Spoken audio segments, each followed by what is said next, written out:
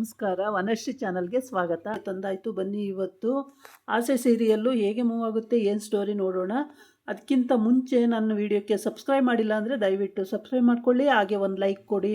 ಇವತ್ತು ಸೂರ್ಯ ಸಾಲ ತಗೊಂಡಿರೋದಕ್ಕೆ ಒಂದು ಫೈಲ್ ತಂದುಕೊಡು ಅಂತ ಹೇಳಿರ್ತಾನೆ ತಾರಪ್ಪ. ಹಂಗಾಗ್ಬಿಟ್ಟು ಫೈಲ್ ಕೊಡೋಕ್ಕೆ ಅಂತ ಹೋದಾಗ ಅಲ್ಲಿ ತಾರನ ಮನೆಯಲ್ಲಿ ಸಿಕ್ಕಾಬಟ್ಟೆ ಗಲಾಟೆ. ಫೈನಾನ್ಸಿಯರಿಗೆ ಹೊಡೆಯೋಕ್ಕೆ ಬಂದಿದ್ದಾರೆ ರೌಡಿಗಳು. ಎಲ್ಲರೂ ಸೇರ್ಕೊಂಡು ಚೆನ್ನಾಗಿ ಹಿಗ್ಗ ಮುಗ್ಗ ಅವನಿಗೆ ಹೊಡೆದಾಕ್ಬಿಡ್ತಾರೆ. ಆ ಹೊಡಿತಾ ಇರೋ ಟೈಮಿಗೆ ಕರೆಕ್ಟಾಗಿ ಸೂರ್ಯ ಅಲ್ಲಿಗೆ ಎಂಟ್ರಿ ಆಗ್ತಾನೆ. ಎಂಟ್ರಿ ಆಗಿ ಅವ್ರಿಗೆಲ್ಲ ಹೊಡೆದು ಅವನ್ನ ಬಿಡಿಸ್ತಾನೆ. ಇಲ್ಲಾಂದರೆ ಸಾಯಿಸೇ ಬಿಡೋರೋ ಏನೋ. ಎಲ್ಲ ಹೊಡೆದು ಬಡ್ದು ಬಿಡಿಸಿ ಇವಳು ಬೇಜಾರವಾಗಿ ಎಷ್ಟು ಸಲ ಫೋನ್ ಮಾಡಿದ್ರು ಫೋನ್ ಎತ್ತಲ್ಲ. ಅಲ್ಲಿ ಲವ್ ಫೇಲ್ಯೂರ್ ಆದಾಗಿಂದ ಫೋನ್ ಮಾಡಿದರೆ ಫೋನ್ ಎತ್ತಾ ಇರಲಿಲ್ಲ ತಾರ. ಹಂಗಾಗಿ ಬೇಜಾರಾಗಿ ಮನೆಗೆ ಬರ್ತಾ ಇರ್ತಾಳೆ. ಮನೆ ಒಳಗೆ ಬಂದ ತಕ್ಷಣವೇ ಅವಳ ಪಾಡಿಗೆ ಅವಳು ಬೇಜಾರಾಗಿ ಚಪ್ಪಲಿ ಬಿಚ್ಚಿ ಒಳಗೆ ಬರಬೇಕು. ಅಷ್ಟರೊಳಗೆ ಈ ದೃಶ್ಯ ಎಲ್ಲ ನೋಡ್ಬಿಡ್ತಾಳೆ. ಅವಳಿಗೆ ಶಾಕ್ ಆಗೋಗುತ್ತೆ. ಏನಿದು ಅಂತ ಹೇಳ್ಬಿಟ್ಟು ಎಲ್ಲ ಕಡೆ ನೋಡ್ತಾಳೆ. ಕೊನೆಗೆ ಅಪ್ಪನ ನೋಡ್ತಾಳೆ. ಅಪ್ಪಗೆ ಸಿಕ್ಕಾಬಟ್ಟೆ ಏಟು ಬಿದ್ದಿರುತ್ತೆ. ಬ್ಯಾಂಡೇಜ್ ಎಲ್ಲ ಹಾಕಿರ್ತಾರೆ. ಏನಪ್ಪ ಇದು ಅಂತ ಹೇಳ್ಬಿಟ್ಟು ಓಡೋಗ್ತಾಳೆ. ಓಡೋಗಿ ಏನಪ್ಪ ಇದು, ಏನಾಯಿತು ತಾಯವ್ವ ಅಂತ. ಹಿಂಗೆ ಯಾರೋ ರೌಡಿಗಳು ಬಂದು ಅಪ್ಪಂಗೆ ಹಿಂಗೆ ಹೊಡೆದುಬಿಟ್ರು ಅಂತ ಆ ಅಜ್ಜಿ ಹೇಳುತ್ತೆ, ಆ ಆಂಟಿ. ಅದಕ್ಕೆ ಅಯ್ಯೋ ದೇವರೇ ಯಾರು ಅಂತ ಹೇಳ್ಬಿಟ್ಟು ಇವಳು ಗಾಬರಿಯಾಗಿ ಬಿಟ್ಟಂಗೆ ನೋಡ್ತಾ ಇರ್ತಾಳೆ. ಆವಾಗ ಯಾರು ಅಂತ ಗೊತ್ತಿಲ್ಲ, ಅದು ಯಾರೋ ಅವನ ಹೆಸರು ಹೇಳ್ತಾರೆ. ಆ ಹೆಸರನ್ನವನು ಬಂದು ಹೊಡೆದ ಹಿಂಗೆ ಅಂತ ಹೇಳ್ಬಿಟ್ಟು. ಆವಾಗ ತಾರಿಗೆ ಕೋಪ ಬಂದುಬಿಡುತ್ತೆ. ಕೋಪ ಬಂದು ಮಂಜುಗೆ ಫೋನ್ ಮಾಡ್ತಾಳೆ. ಎಷ್ಟು ಸಲ ಫೋನ್ ಮಾಡಿದ್ರು ಫೋನ್ ಎತ್ತಲ್ಲ ಮಂಜ. ಅಂದರೆ ಅಲ್ಲಿ ಲವ್ ಫೇಲ್ಯೂರ್ ಆಗಿರುತ್ತಲ್ಲ, ಅದನ್ನು ಕೇಳೋಕ್ಕೆ ಫೋನ್ ಮಾಡೋಳೆ ಅಂತ ಅವನು ಅಂದ್ಕೊಂಡು ಎತ್ತಂಗೆ ಇಲ್ಲ ಫೋನ್. ಎಷ್ಟು ಸಲ ಫೋನ್ ಮಾಡಿದ್ರು ಫೋನ್ ಎತ್ತಲ್ಲ. ಇಲ್ಲಿ ಅಪ್ಪ ಏನಾಯ್ತಪ್ಪ ಯಾಕಪ್ಪ ಅಂತ ಇಲ್ಲಿ ವಿಚಾರಿಸ್ತಾಳೆ. ವಿಚಾರಿಸಿ ತುಂಬ ಹೊತ್ತು ವಿಚಾರಿಸ್ತಾಳೆ. ಆಮೇಲೆ ಹಂಗೆ ವಿಚಾರಿಸ್ತಾ ಇರ್ತಾಳೆ. ಆ ಕಡೆ ತಾಯವ್ವ, ಈ ಕಡೆ ತಾರ. ಏನಪ್ಪ ಏನಾಯಿತು, ಯಾಕೆ, ಯಾರು ಎಂತು ಅಂತ. ಅಷ್ಟೊತ್ತಿಗೆ ಬ್ಯಾಂಕ್ ಅವ್ರು ಬಂದು ಅಟ್ಯಾಕ್ ಮಾಡ್ತಾರೆ.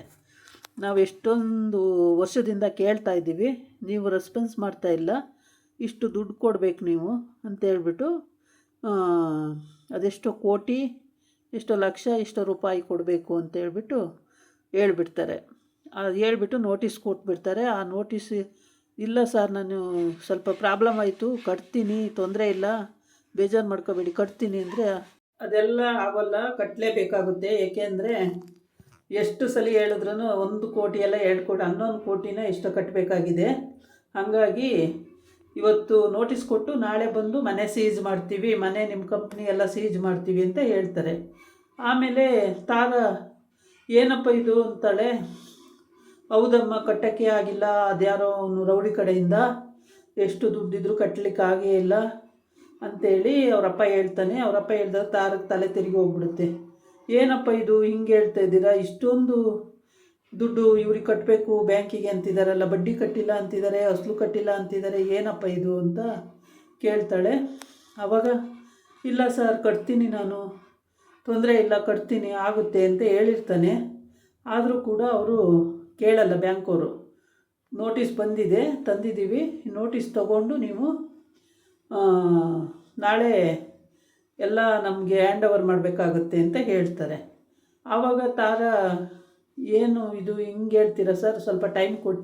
ಇಲ್ಲ ಮೇಡಮ್, ಟೈಮ್ ಕೊಟ್ಟಿದ್ದೀವಿ, ತುಂಬ ಟೈಮ್ ಕೊಟ್ಟಿದ್ದೀವಿ, ಎಷ್ಟು ಸರಿ ಟೈಮ್ ಕೊಟ್ಟರು ಇವರು ರಿಕವರಿ ಮಾಡಿಲ್ಲ, ಹಾಗಾಗಿ ನಾವೇನು ಮಾಡೋಕ್ಕಾಗಲ್ಲ ಮೇಡಮ್, ಇಷ್ಟು ತಿಂಗಳು ಇಷ್ಟು ದಿವಸ ಅಂತ ಇರುತ್ತೆ, ಹಂಗಾಗಿ ನಾವು ಬಂದುಬಿಡ್ತೀವಿ ಅಂತ ಹೇಳ್ತಾರೆ.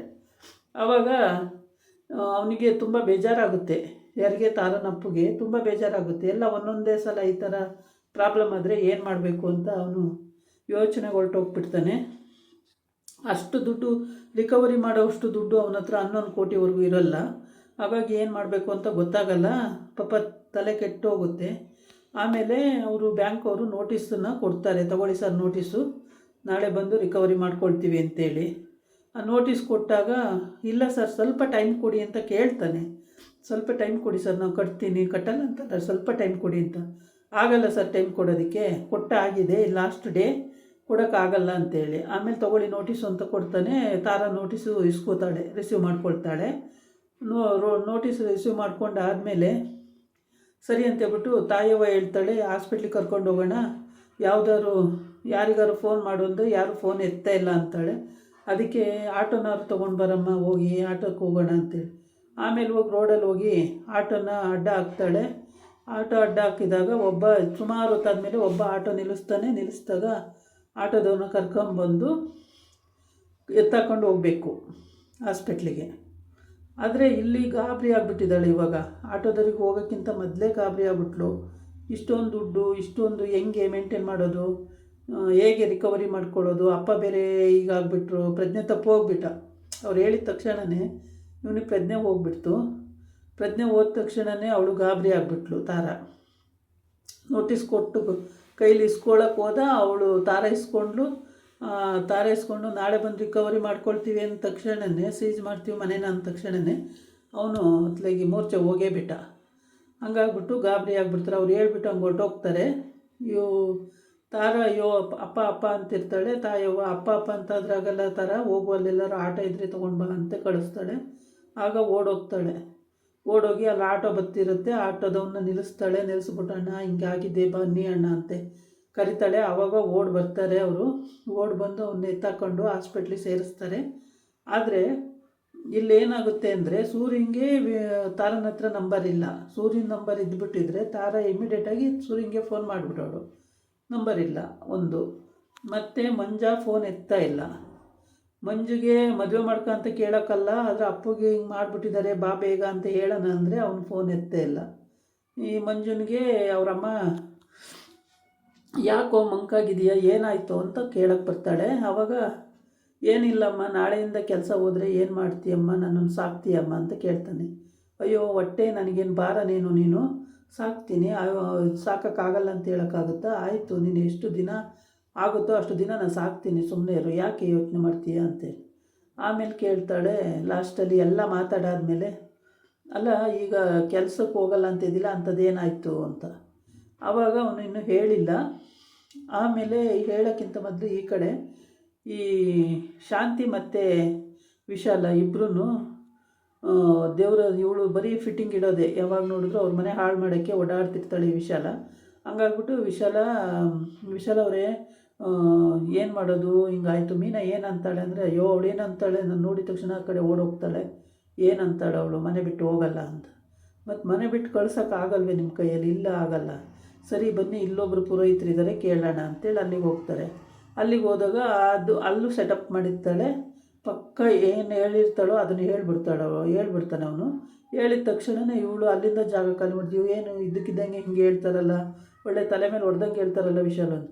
ಸಲೀಸ್ ಆಚೆ ಬಂದುಬಿಡ್ತಾಳೆ. ಆಗ ಟೀಚರ್ ಅಂತ ಅವಳು ಕೂತ್ಕೊಂಡು ಆಚೆ ಬರ್ತಾಳೆ. ಆಚೆ ಬಂದು, ಅಯ್ಯೋ ಏನು ಟೀಚರ್ ಹಿಂಗೆ ಬಂದುಬಿಟ್ರಿ ನೀವು ಅಂತ. ಅಯ್ಯೋ ಏನು ವಿಶಾಲು ಹಿಂಗೆ ಹೇಳ್ಬಿಟ್ನಲ್ಲ, ಅವನು ಕರೆಕ್ಟಾಗಿ ಹೇಳ್ತಾವ್ರಲ್ಲ, ಅವ್ರಿಗೆ ಹೆಂಗೆ ಗೊತ್ತಾಗ್ಬಿಡುತ್ತೆ ಅಂತ. ಅಯ್ಯೋ ಅವ್ರ ಜ್ಞಾನಿಗಳು ಎಲ್ಲ ಗೊತ್ತಾಗುತ್ತೆ ಅವರಿಗೆ, ಹಿಂಗೆ ಆಗುತ್ತೆ ಹಿಂಗೆ ಹೋಗುತ್ತೆ ಅಂತ ಎಲ್ಲ ಗೊತ್ತಾಗುತ್ತೆ, ನೀವೇನು ತಲೆ ಕೆಡಿಸ್ಕೋಬೇಡಿ, ಬಿಡಿ, ಆಯಿತು ಅವ್ರನ್ನೇ ಕರೆಯೋಣಂತೆ ಬಿಡಿ ಅಂತೇಳಿ. ಅಯ್ಯೋ ವಿಶಾಲು ನಮ್ಮನೆಗೆ ಆಗಲ್ಲ ಅದು ಅಂತ ಹೇಳ್ತಾಳೆ. ಇದಾಗಿತ್ತು ಇವತ್ತಿನ ವಿಡಿಯೋ. ನಾಳೆ ಇನ್ನೊಂದು ವಿಡಿಯೋ ಜೊತೆ ಬರ್ತೀನಿ. ನಮಸ್ಕಾರ.